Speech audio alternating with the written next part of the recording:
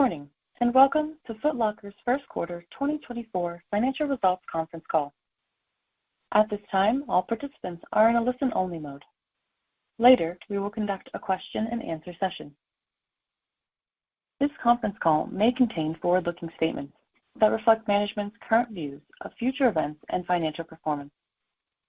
Management undertakes no obligation to update these forward-looking statements, which are based on many assumptions and factors, including the effects of global economic and market conditions, currency fluctuations, customer preferences, and other risks and uncertainties described more fully in the company's press releases and reports filed with the SEC, including the most recently filed Form 10-K or Form 10-Q. Any changes in such assumptions or factors could produce significantly different results, and actual results may differ materially from those contained in the forward-looking statements. Please note that this conference is being recorded. I will now turn the call over to Robert Higginbotham, Senior Vice President, FP&A, Investor Relations, and Treasurer. You may begin. Thank you, Operator. Welcome, everyone, to Foot Locker, Inc.'s first quarter earnings call. We'll begin with prepared remarks by Mary Dillon, our President and Chief Executive Officer. Frank Bracken, our Executive Vice President and Chief Commercial Officer, will then give more detail on our results across our banners and geographies. Then Mike Baughn, our Executive Vice President and Chief Financial Officer, will review our first quarter results in more detail, as well as our 2024 outlook. Following our prepared remarks, Mary, Frank, and Mike will take your questions. To note, today's call will reference certain non-GAAP measures. A reconciliation of GAAP to non-GAAP results is included in this morning's earnings release. We also have a slide presentation posted on our Investor Relations website with information that will be referenced during the call. Finally, for future planning purposes, we tentatively plan to release our second quarter 2024 results on Wednesday, August 28th. And now, I will turn it over to Mary. Thank you, Rob. I'll start this morning with a brief overview of our first quarter results and then provide an update on the ongoing execution of our Lace Up plan. Our team delivered a solid start to the year with better than anticipated non-GAAP earnings per share and comparable sales performance in line with the guidance we provided on our last earnings call.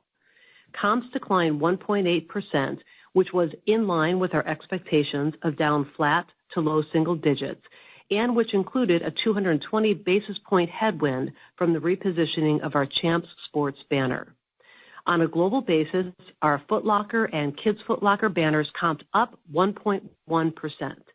And we were pleased to see comps sequentially improve through the quarter, led by our stores as customers responded to our fresh spring assortments.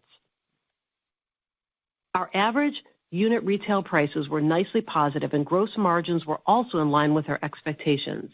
We delivered improvements in our markdown levels compared to the fourth quarter. We also saw sequential moderation in our markdown levels throughout the first quarter as we began to dial down promotional levels. Non-GAAP earnings per share of 22 cents reflect our disciplined expense management as well as some favorable expense timing shifts from the first quarter into the second quarter, which Mike will give more color on later in the call. Importantly, our overall first half results are trending in line with our expectations, and we still expect a return to positive comp growth and EBIT margin expansion this year, as demonstrated by our reiterated $1.50 to $1.70 full-year non-GAAP EPS guidance. While we continue to expect the external environment to remain dynamic as our customers contend with prolonged inflation, reduced savings balances, and higher interest rates, we remain committed to making progress this year towards our EBIT margin target of 8.5% to 9% by 2028. Now I'll provide an update on our Lace Up plan and the strategic initiatives we're executing on to deliver sustainable growth and shareholder value creation.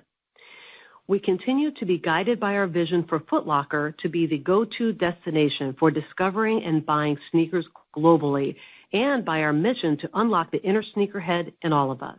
And the Lace Up plan is about giving us the tools to achieve our vision and mission. We remain intently focused on creating a strong flywheel of demand, and we've made significant progress over the last several quarters. With all of the efforts we have underway, we're exercising operating and investment discipline with an emphasis on maximizing return on investment. This discipline is coupled with the actions we're taking to right-size our cost structure, including through our cost optimization program, which is expected to deliver $80 million in savings this year.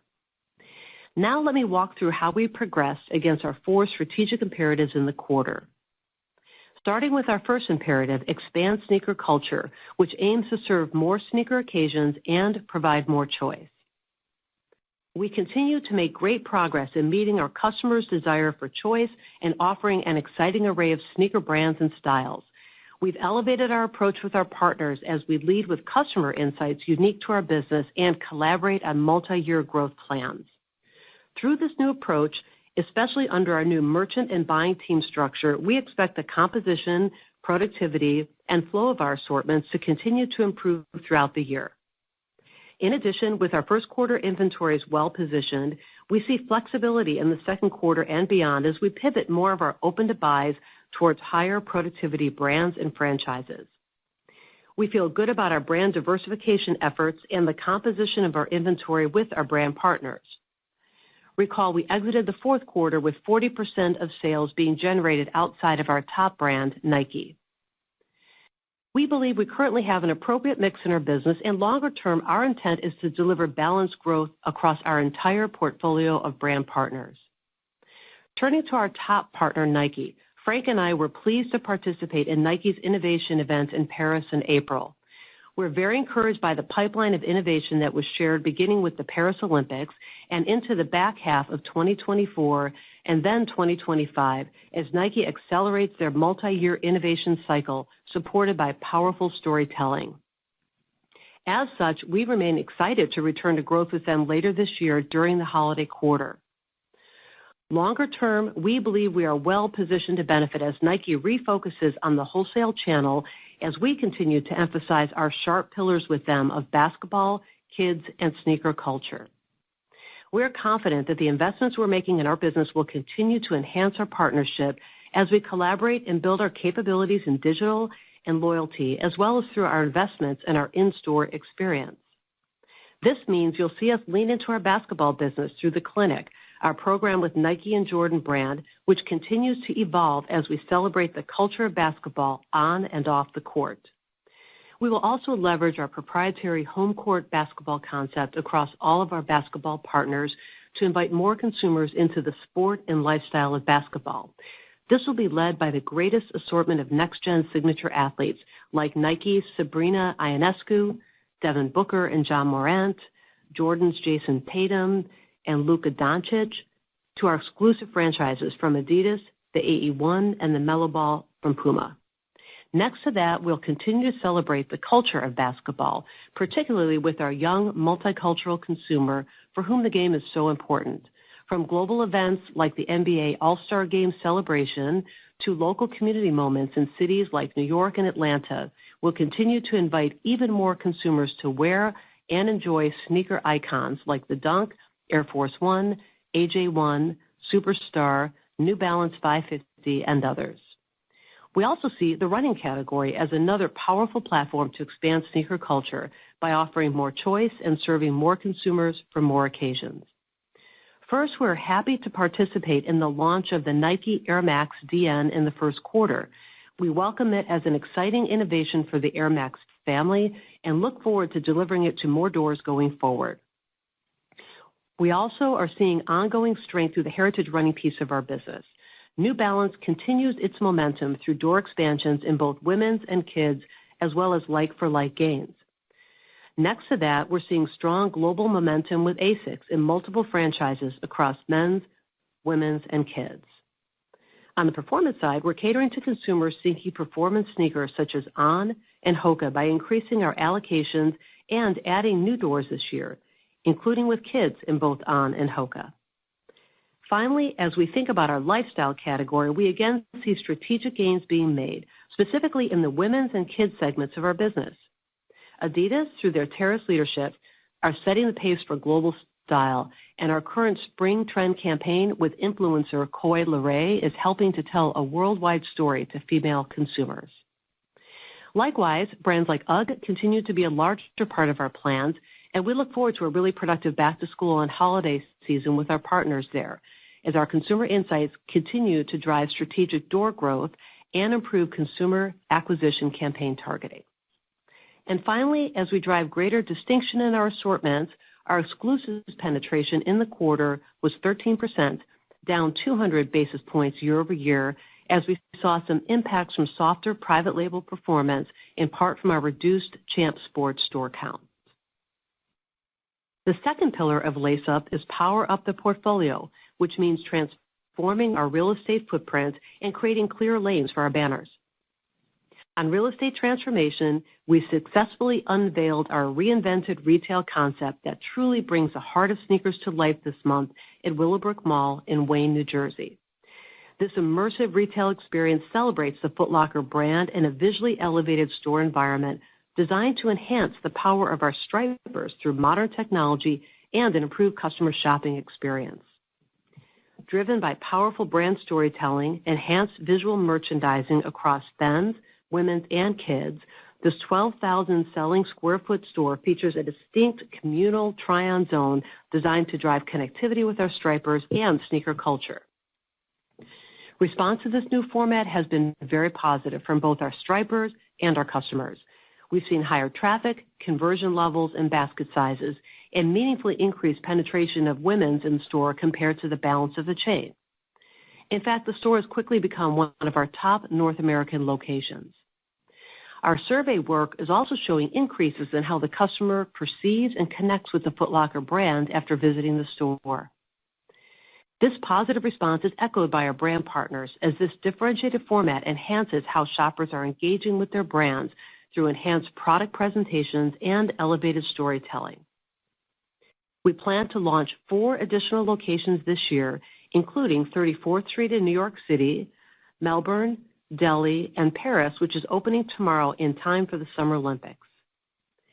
As we learn through this concept, elements and insights will be applied to our 2025 openings and beyond, as these stores will provide the blueprint for how our stores show up as the heart of sneakers and the go-forward expression of our brand. Through this new concept, along with our other formats, we're continuing to evolve our in-store experience, with our new formats now representing 16% of our global square footage, up from 11% last year, and moving further towards our 2026 target of 20%. In addition to these new retail concepts, we're delivering a meaningful store refresh program, which aligns with the design principles of our new retail concept, and which aims to create a more consistent and elevated brand experience globally. In the first quarter, we completed 13 refreshes on top of the 100 we executed in the back half of 2023, and we'll continue to scale the program through the balance of the year. We remain committed to refreshing approximately 2/3 of our global Foot Locker and Kids Foot Locker doors through the end of 2025. These refreshes are fairly capital light, and from a timing perspective can be executed in under 72 hours in most cases. This gives us confidence that we can execute the plan by the end of next year. Early reads on our refreshes also remain positive, hitting our internal hurdle rates and payback periods. And finally, we're making strides in our shift to off-mall. Penetration reached 39% of North American square footage, up 5 points from a year ago, and closer to our goal of 50% by 2026. Within simplifying and creating distinct lanes, our repositioning of Champs Sports continues to take hold. Comps declined 13.4% in the quarter, a slight deceleration from the fourth quarter. Champs Sports continues its evolution into the home of head-to-toe sports style, and our assortments are getting sharper, more productive, and aligned with the updated positioning. Our brand partners have also been supportive of and have invested behind our efforts at Champs Sports as we lead through the lens of the sports style enthusiasts and those with an active lifestyle, particularly in the areas of performance running, apparel, and accessories. In the first quarter, Champs Sports formally kicked off a monthly run club with events in Southern California, New York City, and Tampa. ASICS and Brooks have been strong partners of the program. Results have been encouraging, with the number of participants growing each month and strong repeat participation. Connecting to our target audience in authentic ways, such as the Run Club, speaks to the traction we're making in repositioning the banner through the lens of active performance. Just 6 quarters into the repositioning, Champ Sports is becoming a meaningful partner for our brands to represent their full offerings. Case in point, in the first quarter, Champ Sports became the lead apparel partner for New Balance. With clearer communication of the brand's positioning to come, we remain optimistic about Champ Sports' potential in the marketplace. Our third pillar is deepen our relationship with our customers, which is focused on building brand equity, reaching a broader set of customers, and enhancing our loyalty and overall CRM capabilities. On building brand equity, as we discussed in our last earnings call, we celebrated NBA All-Star 2024 weekend in February with an interactive pop-up Foot Locker home court experience in downtown Indianapolis with the support of partners including Nike, Jordan Brand, Adidas, Puma, Converse, and Under Armour. Our activations and events from the weekend earned Foot Locker and our partners over 1 billion media impressions. We also debuted The Clinic with Nike and Jordan Brand, which brings the best of the court and culture to basketball fans, sneaker enthusiasts, and local communities. We kicked off The Clinic with our first NBA ad spot starring Nike's Kevin Durant and Jordan Brand's Jason Tatum, which aired on broadcast TV, digital video, and social media channels. As the latest installment of The Clinic with Nike, we debuted an inspiring news story entitled Dropping Gems, featuring WNBA Seattle Storm superstar Jewel Lloyd. It's powerful co-branded marketing investments like these that are continuing to support our already high levels of brand awareness.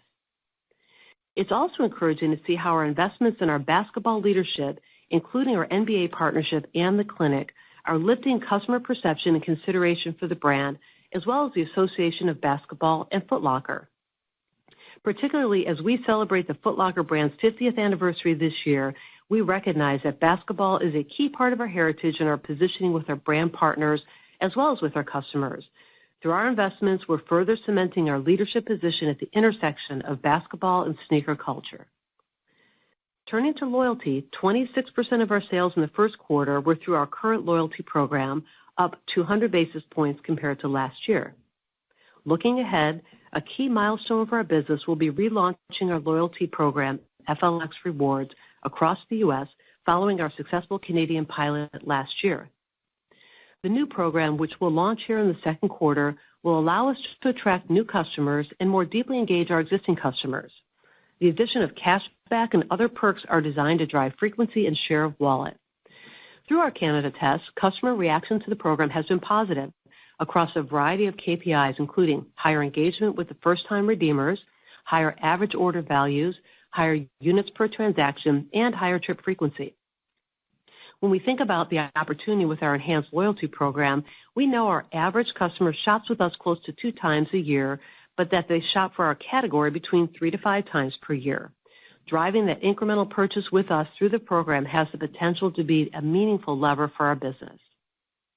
Even for our most valuable customers who shop with us multiple times a year across both stores and digital, we believe that we can see higher frequency and higher share of wallet, particularly as we enhance our own omnichannel and loyalty capabilities. As we leverage the program's wider appeal to reach our 50% target by 2026, we'll use this data to drive insights about our most valuable customers and their preferences. This will help fuel our demand flywheel as we leverage that data for improved CRM and personalization of offers. With our partners, we can also deliver actionable insights as we collaborate through data sharing capabilities. We look forward to updating you on the wider rollout of our reimagined FLX Rewards program here in the U.S. on our next call. And turning to our final pillar, to be best-in-class omni, which means improving our digital presence and better integrating our customer journey across channels.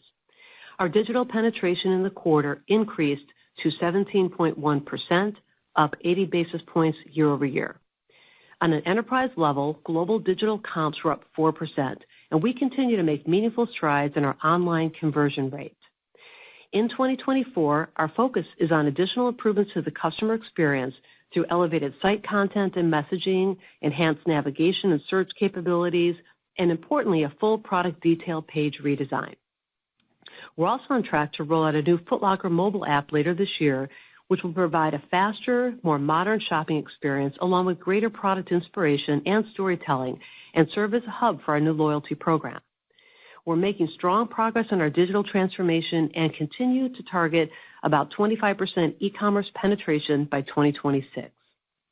Switching to stores at Foot Locker, we know our Stripers are essential to the overall experience and drive our strong NPS results in stores.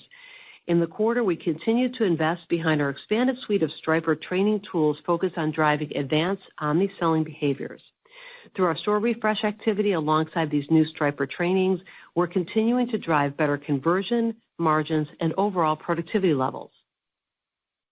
In closing, we're pleased with our performance in the first quarter and are on target to reach our full-year outlook. Through the Lace Up plan, we're positioning Foot Locker to be the global destination for all things sneakers. Our strategies are continuing to gain momentum as we create a strong demand flywheel through our focus on leading with customer analytics and insights, elevating our in-store experiences through our store refreshes and new concepts, expanding our digital and loyalty capabilities, differentiating our positioning by leaning into our iconic Stripers and Heart of Sneakers brand platform. Now let me hand it over to Frank to provide more details on our category and banner performance. Thank you, Mary, and good morning, everyone. Starting with first quarter product and vendor performance, footwear comped positive low single digits. Our basketball business was driven by both performance and lifestyle franchises throughout the quarter.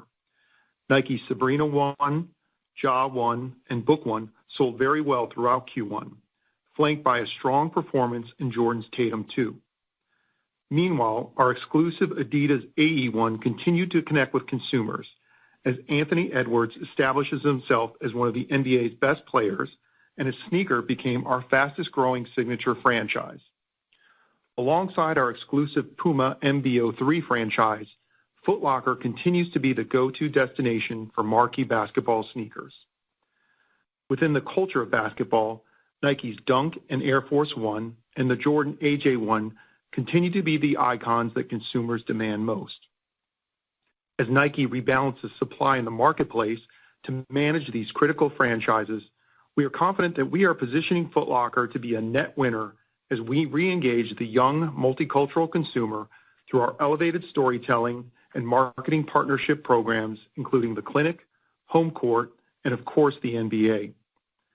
And in a category unto himself, we are very pleased to be a key partner in the Kobe basketball journey in the first quarter. As we respect and celebrate the legacy of Kobe and his love of the game and greater inclusivity, we were honored to help tell the story of his impact on basketball and how together we can make it more accessible to more consumers, especially young women. Further to that point, we view the momentum around women's basketball to be at a tipping point, whereby female participation, athlete innovation, fan excitement, and media coverage will continuously accelerate, making the game of basketball bigger, stronger, and more inclusive than ever. And Foot Locker looks forward to being a critical access point to female consumers for our brand partners as they invest to serve the needs of female athletes. As we turn to the running category, New Balance continues to drive consumer excitement at scale, as they are trending positively with consumers globally, importantly including our women's, men's, and kids consumers.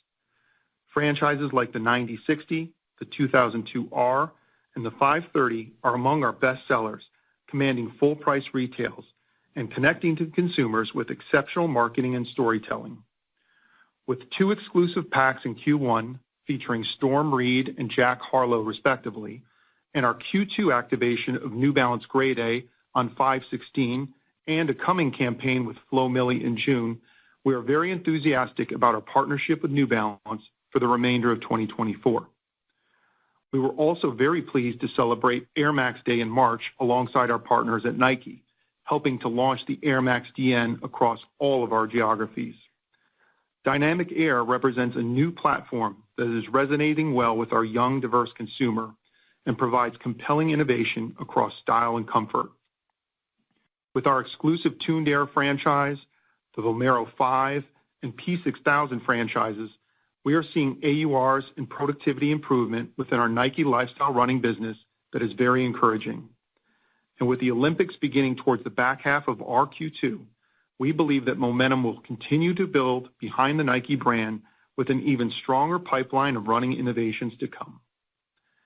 Additionally, On Running continues to fuel growth as that brand becomes younger and more multicultural through access to our Foot Locker customer base. The Cloud Monster and Cloud Tilt are two of the franchises that are bringing innovation, style, and comfort that our customers are adopting as part of their sneaker wardrobe. Meanwhile, we more than doubled the HOKA business again this quarter as consumers increasingly get to know the performance and comfort characteristics of the HOKA brand. As momentum builds between our two companies, we are sharing consumer insights that will help us drive sustained growth through customer acquisition and inventory productivity.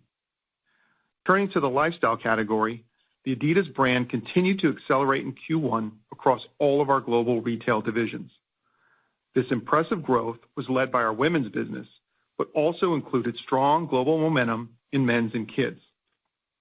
Samba, Gazelle, and Campus have formed a formidable foundation upon which we will drive continued sales growth in Q2 and into the fall and holiday seasons.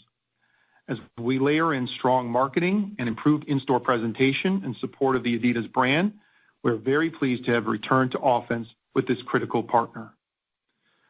Challenges persisted in our apparel business with comps down mid-teens, as we know we have work to do to stabilize the category, including delivering more innovation and more compelling brand stories, and also improving transitions between seasons. We have seen some bright spots in our shorts and bottoms business, as well as new collections from Jordan, New Balance, and our private label offering. Finally, our accessory business comped down low single digits. Switching to channel performance, comparable sales in our stores decreased 3%.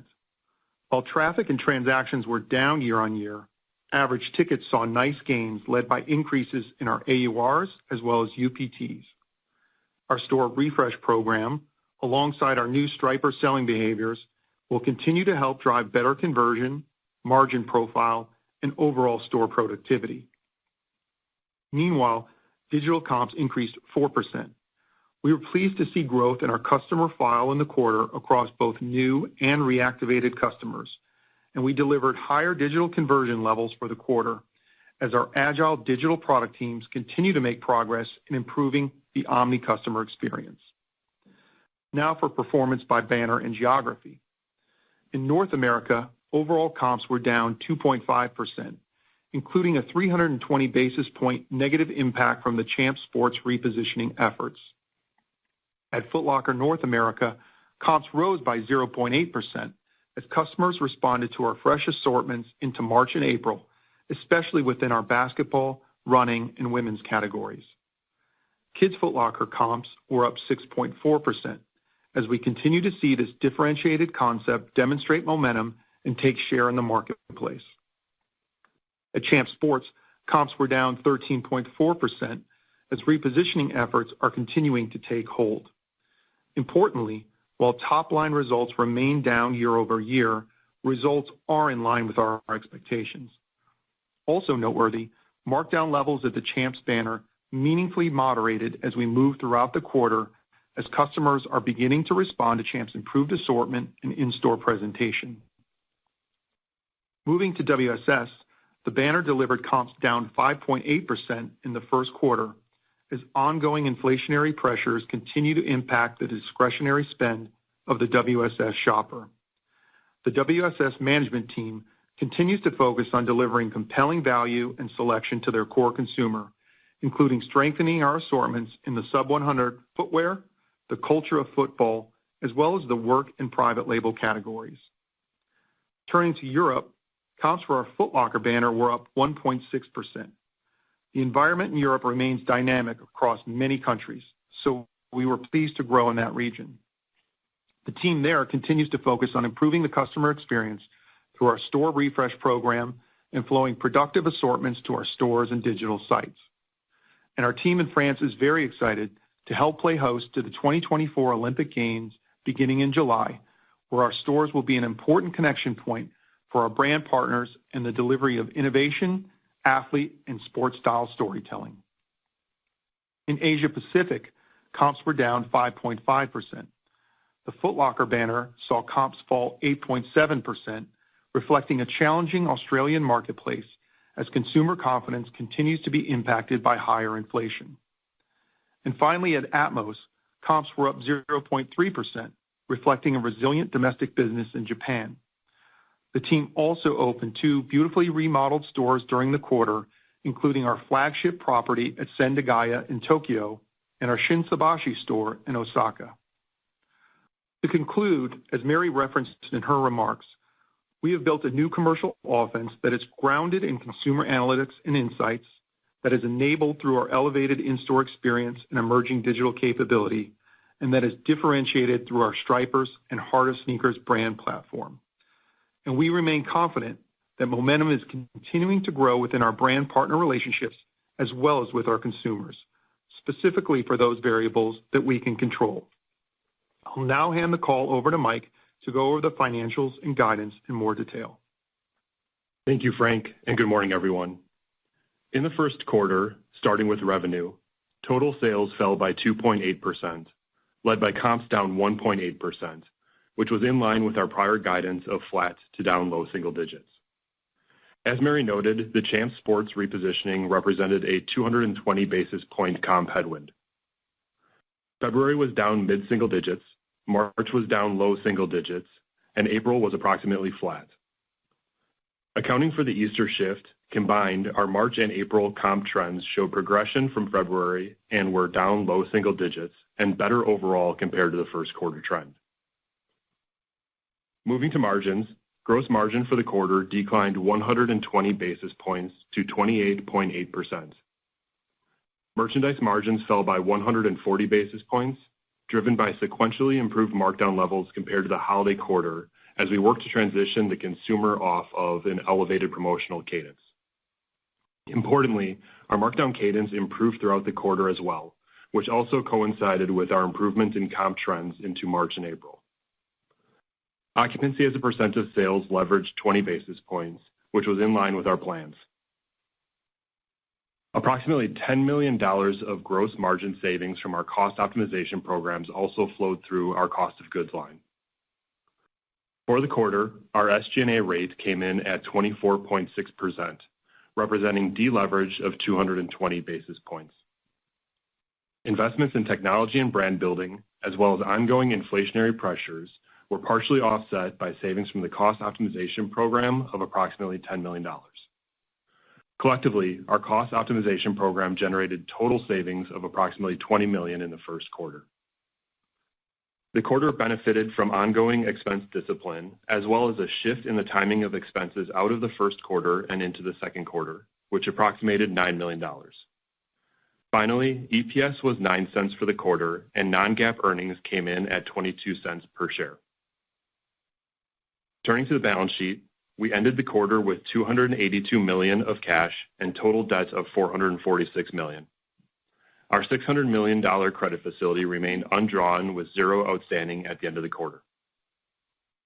At quarter end, inventories were down 5.6% versus last year, as we remain committed to keeping our inventories controlled, flowing product to better match customer demand, and improving our overall inventory turns in 2024.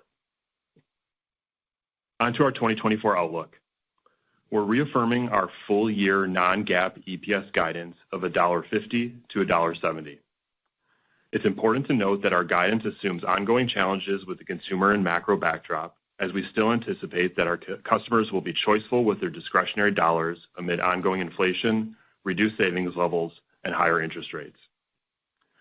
We still expect full-year comps of +1% to +3% as we build momentum through the year. This will be driven by several factors, including the rollout of our enhanced FLX Rewards program in the U.S. in the second quarter, improving assortments and product flows from our new merchant and buying team structure beginning in the second quarter, productivity impacts of a new workforce management tool, refresh activity in the stores building from the over 100 projects executed to date, returns on our ongoing brand building and marketing efforts, the launch of our new mobile app, and the return to growth with Nike in the fourth quarter. This outlook embeds the following drivers. Overall, our store count will be down approximately 4% in 2024, with square footage down approximately 1%. We still expect to open roughly 40 new stores in the year and to close approximately 140. Including an approximate 1-point drag from lapping the extra week, total sales for 2024 are expected to be down 1% to up 1%. On gross margin, we still expect gross margin expansion of 210 to 230 basis points to a rate of 29.8 to 30% for the year, as we begin to recapture the promotional pressure from 2023. On SG&A, we expect deleverage between 170 and 190 basis points to a rate of 24.4% to 24.6%, driven by our ongoing investments in technology, digital, and brand building, as well as a return to more normalized levels of incentive compensation. As Mary noted earlier, we remain committed to operational and investment management with a constant eye on maximizing returns, coupled with ongoing progress on our cost optimization program, through which we continue to target $80 million in savings this year. Switching to cash flows, our capital expenditure outlook for the year remains approximately $345 million and is driven by our investments in the store experience as well as technology. While annual CapEx figures may vary in the next few years, we are still committed to that $1 billion figure cumulatively from 2024 to 2026. Looking to the second quarter, let me also provide some additional context for our expectations. On the top line, for the second quarter, we expect ongoing acceleration in our comps and that we will deliver a flat to slightly positive comp sales results in Q2. With momentum continuing to build through the year based on the initiatives I called out earlier, we expect to deliver comps of +1% to +3% for the year. On gross margin, we expect reported levels to be approximately flat year over year in Q2, with progress building towards the back half of the year against last year's easier comparisons and as our initiatives take hold. Recall that we will see an impact of $15 million or an approximate 10-cent EPS charge from our initial FLX loyalty rewards transition within the second quarter, which flows through our sales line but impacts our gross margin rate.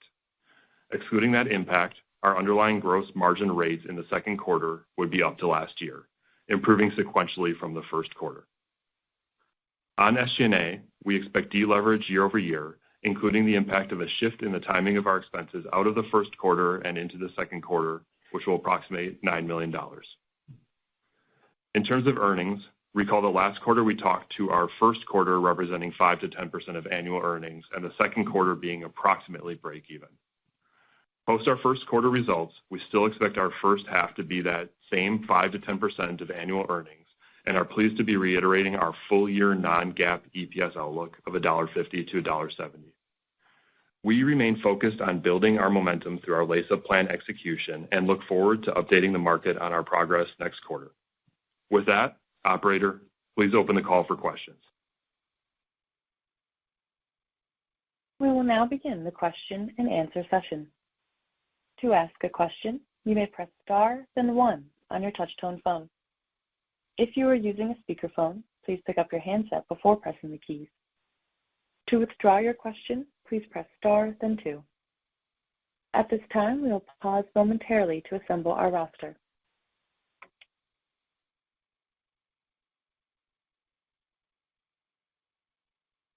The first question today comes from Cristina Fernandez with Telsey Advisory Group.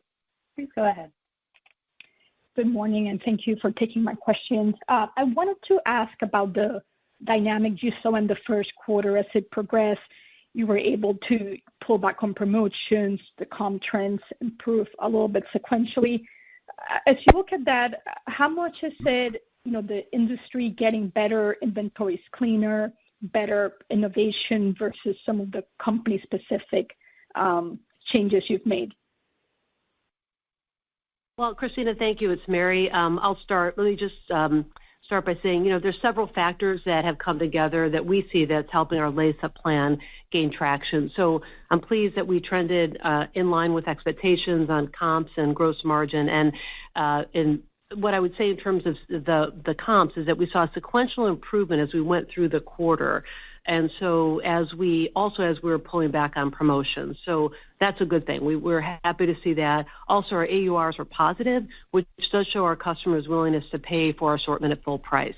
And also we saw Foot Locker and Kids Foot Locker global comp up 1. So I think those are all good factors. As we're looking ahead, we expect to continue to see comp improvement versus the first quarter trend, and we're on track to meet expectations for the year.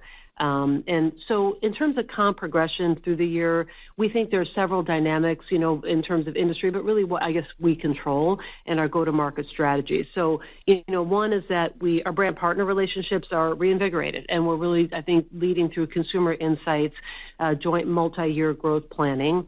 Our new merchant buying and planning team structure is working really well and really well integrated with our marketing team. That's all leading to better assortment, access, planning, receipt flows, and I'd say most importantly, how we're showing up to customers to drive demand. And so as we look through the year, we see several potential future drivers, which is, we're going to continue to improve our experience in store and online. Think refresh activities, digital improvements. We're continuing to invest in our brand building, such as the Hardest Sneakers campaign, the NBA.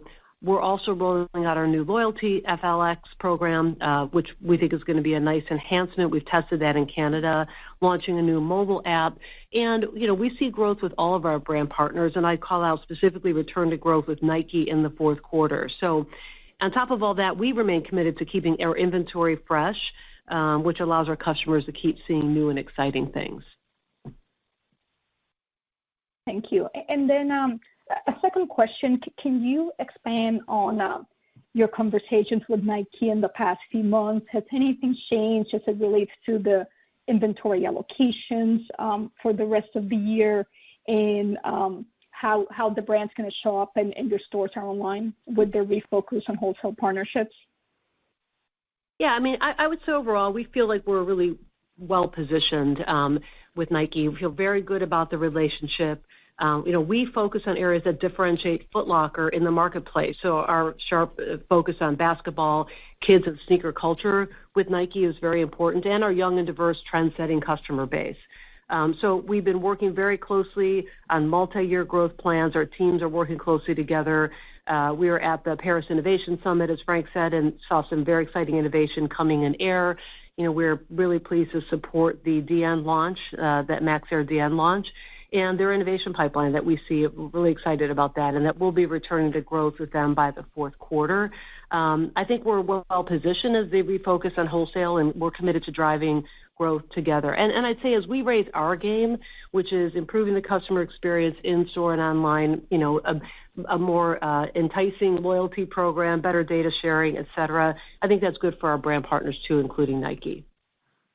Yeah, I would just add that our teams were out in Portland 2 weeks ago working very carefully and looking at both the innovation pipeline and assortment, and then combining that with our 25 commercial plans. And I think we're reiterating our return to growth at holiday with our Nike partners, but also see line of sight to strong growth in 2025, backed by an even stronger product pipeline, and also the new capabilities that we talked about, FLX Rewards, Store Refresh, Store of the Future, as well as our co-investment in the clinic in basketball culture. So we feel very optimistic. The relationship is in a very good place, and we're spending a lot of time together working on combined joint go-to-market plans. Thank you. The next question comes from Tom Nikic with Wedbush. Please go ahead. Hey everyone, thanks for taking my question. I want to ask about WSS. That's been a laggard the last couple of quarters, and I know that Mary, when you first came aboard, you were pretty excited about the opportunities there. Can you talk about turning that around, because it kind of seems like core Foot Locker banner is comping positive again, and Champs obviously is going through a reset, and WSS kind of seems like the straggler here. So just kind of wondering what the plan is there. Got it. Well, let me start by saying, we believe that the banner is really well positioned against an important and growing segment of the population in the U.S., which is the Latino families. And as you know, WSS serves the family needs from work to sports to fashion, everything in between. That is right now, especially with our concentration in certain states, I'd say a customer that's under a little bit more pressure economically. And so that puts some pressure on their disposable income. And so we're seeing that. We're feeling that in the business. And I think what we're doing is just making sure that first of all, we've got a great leadership team. We're sharpening, how we execute in the stores. We're looking at our pace of new store growth as that's happening, as we're waiting to see the customer get a little bit stronger in terms of their discretionary spend. But we feel committed to the concept and who we're positioned against for the long term, as well as our brand partners also support our work in that area. Yeah, I would just add that with the new management team there, they've really sharpened our positioning and looking at our assortment. A couple of areas that we're working really hard, sub $100 footwear, where there has probably over the last several years been sort of a lack of innovation. And so as the vendor community sort of re-engages that consumer in that price point, WSS will certainly benefit from that. We're also looking really closely at the culture of football in an Olympic year, a World Cup year. I think that category resonates really well, and we are starting to see some green shoots there, and the team is building some better assortments in-store presentations and some connectivity to the consumer. Also, workwear is a category that we continue to build really strongly across both footwear and apparel. And then lastly, we see opportunity in private label, particularly from a value standpoint, to be a little more aggressive and deliberate there. So again, I think I'll reiterate what Mary said is our long-term belief in that consumer, the population growth continues to be very, very positive, and we're optimistic about that. We're just working through some of the transitory economic challenges that consumer is really facing. And again, recall California, I think Mary alluded, is over 70% of our store base and therefore our consumer population, where we're seeing high inflation and high cost of living. So working through that. Understood. Thanks very much, and best of luck the rest of the year.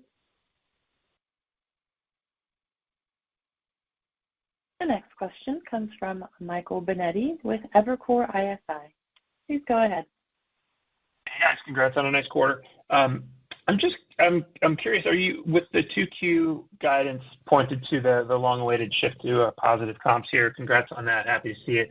What are you seeing that today, and maybe what are some of the impactful changes to the KPIs that you think will drive that inflection, I guess, in the second quarter, in the 1 year, in the multi-year run rate in the business today? I know you have, the reason I asked, I know you have a number of different initiatives rolling out at different times in the year, so I'm just trying to understand what we'll see a little bit sooner versus what we'll see a little bit later in the year.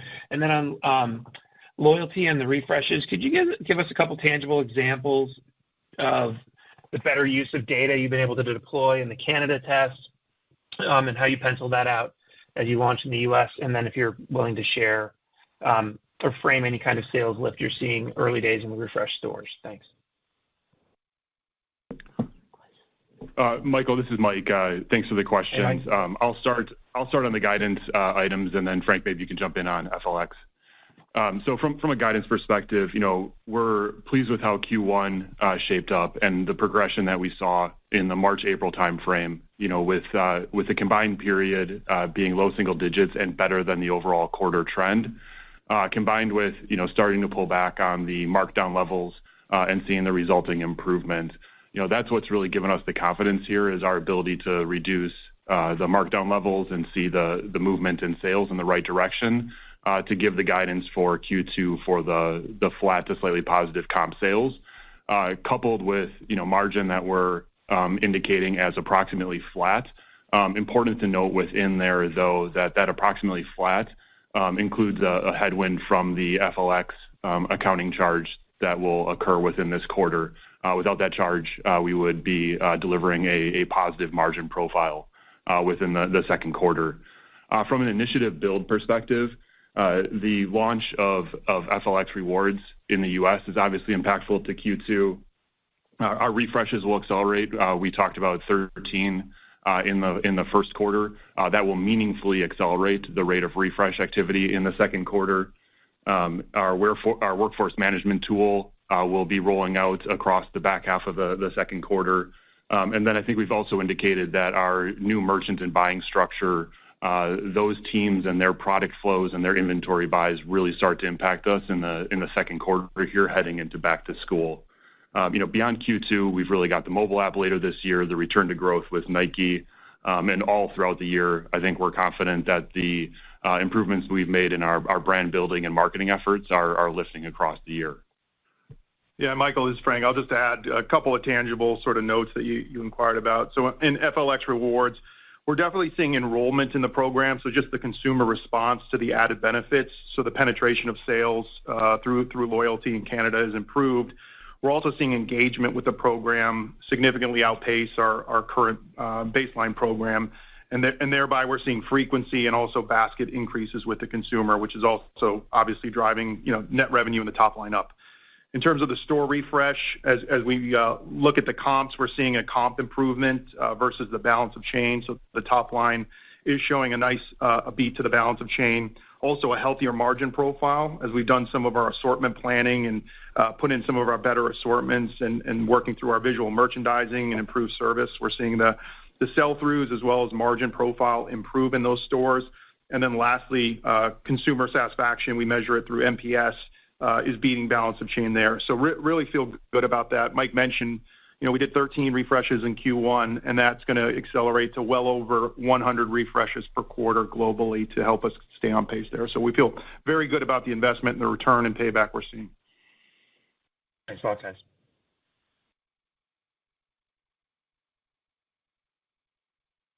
The next question comes from Adrian Razi with Guggenheim. Please go ahead. Hi, good morning. Thanks for taking our questions. Can you please expand on women's? What are the biggest wins so far? It sounded like you made great progress on the basketball business. I guess also, what are the challenges, low-hanging fruit going forward, categories, brands that are doing well? And I guess, can you please also talk about the actual commercial impact from the Paris Olympics this year? I don't know if you can quantify. I'm just trying to grasp the commercial significance of the event versus just the innovation brand showcase.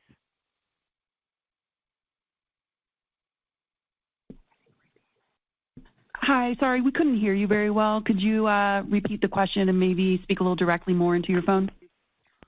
Yes, sorry, can you hear me now? Yeah, that's better. Awesome, sorry. Can you please expand on women's? I guess the biggest win so far, I know you guys made a great progress on basketball. What are the challenges there also, like low-hanging fruit, any categories, brands that are doing well? And I guess, can you please also talk about the actual commercial impact from the Paris Olympics this year? I don't know if you can quantify it, just trying to grasp the commercial significance of the event versus the innovation brand showcase. Yeah, I'll start with that one. On the consumer side, specifically what we're seeing, certainly one of the big structural changes post-COVID is more consumers are wearing sneakers, and amongst those new consumers, women are really leading not only the commercial side of it, but also their leading trends. So when we think about court, when we think about terrace, and the next trend, which we think is coming, is low profile, it's really women and specifically the teen girl who are leading those trends. So it was amongst our fastest growing categories globally across all of our core banners, so feel very good about that. And the other thing is that our vendor partners are really investing resources in product creation as well as demand creation. And then we are backing it up with more in-store space, better storytelling, and better service to our female consumer. And I'll just put in a plug for our Store of the Future. Our women's section is outperforming balance of chain by significant margins. So we feel very good in terms of both our refresh and Store of the Future concept. Turning to basketball, feeling very good. In fact, I'd say it's one of the areas we feel best about moving forward. We see brand diversification in terms of signature. So we've talked about Nike, Jordan, Adidas, Puma, and Under Armour all having great signature offerings, and we are the go-to destination for that. And then we also are going to see, I think, a resurgence in the culture of basketball, and we will continue to invest in partnerships like Home Court, the NBA, the Clinic with Nike and Jordan to make sure that we keep those franchises in a pull state and that we're realizing better margin and also doing our part for demand creation and elevating the storytelling and service. So I think feel very good about culture of basketball and where that's headed. Lastly, in the Olympics, France is our strongest. It's actually our number one country in Europe. We have about 145 stores there. So we do expect a local impact to the games. More importantly, we think our stores are going to be an important consumer connection point for our brand partners to tell great stories around innovation, around athletes and sports style. And so we're partnering with several of our brand partners to do store takeovers, pop-ups, and some special experiences across a number of cities in France later this summer for the Olympic Games. So, and it's an important cultural and sport culture moment, sneaker culture moment. So we see it as a bit of an ignition point. I think, we talked about some of the great work that our partners at Nike have in terms of the running innovation and basketball innovation that'll be unveiled there. So we feel very, very good and very bullish that that's going to be an ignition point for the category. Got it. Thank you. Best of luck. The next question comes from Jay Sole with UBS. Please go ahead. Great. Thank you so much.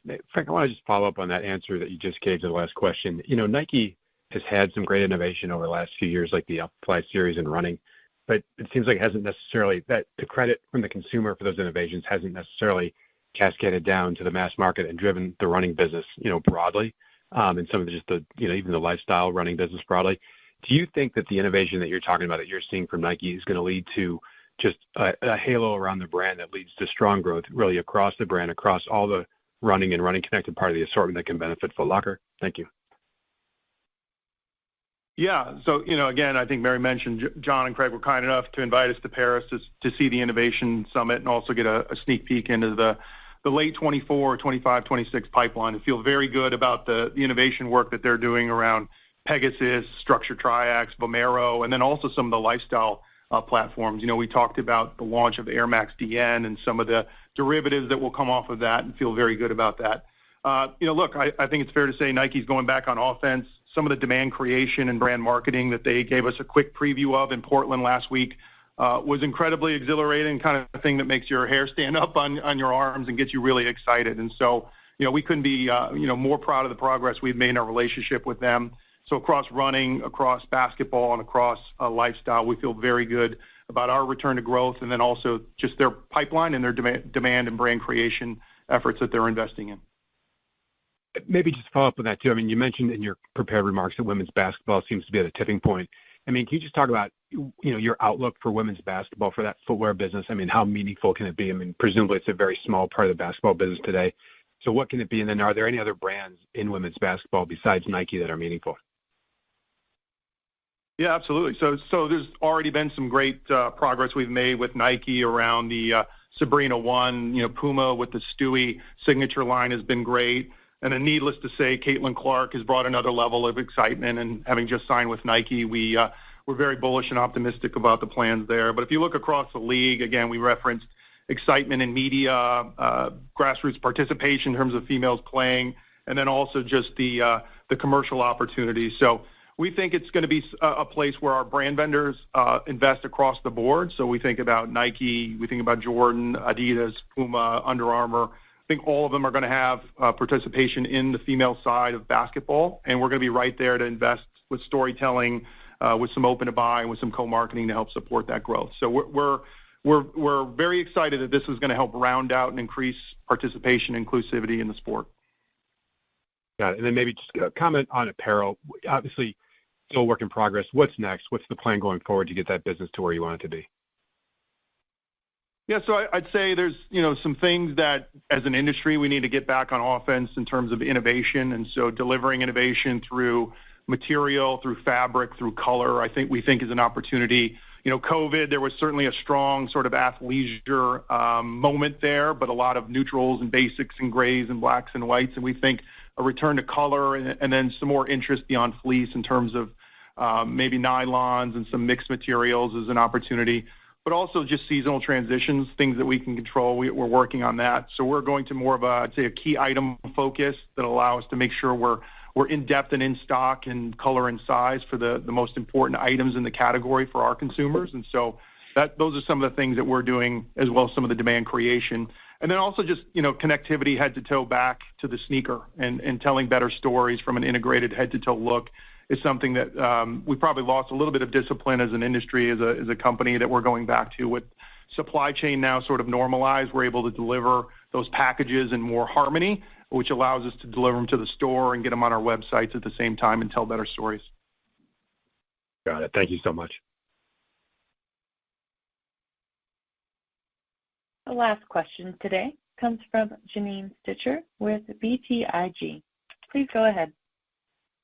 Hey, good morning. You've got Ethan on for Janine. I've got a couple questions. So first, on the new store in Wayne, New Jersey, just would love to hear how you're planning to incorporate any of the learnings here into future stores.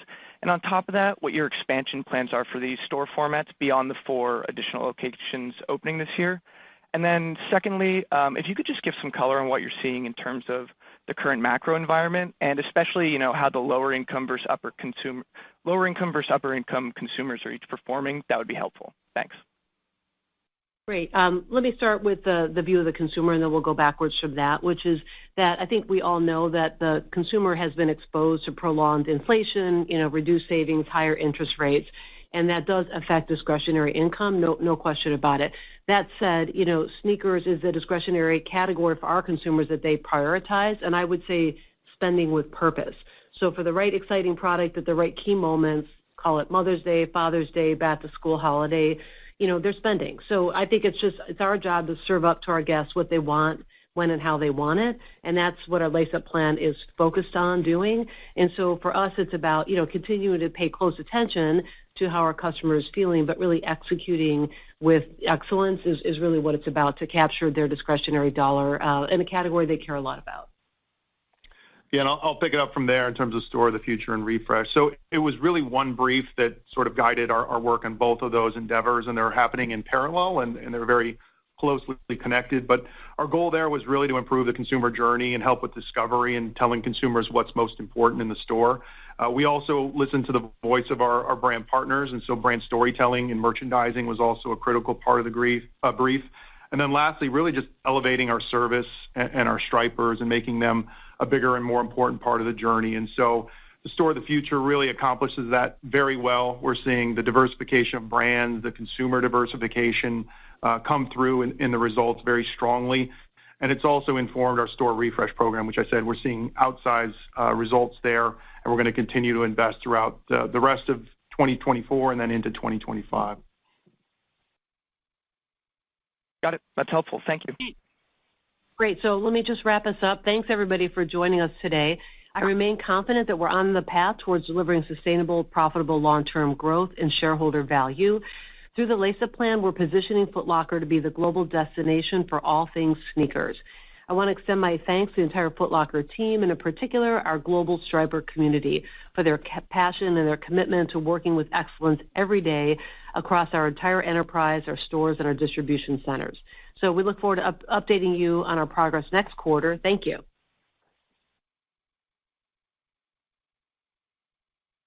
The conference is now concluded. Thank you for attending today's presentation. You may now disconnect.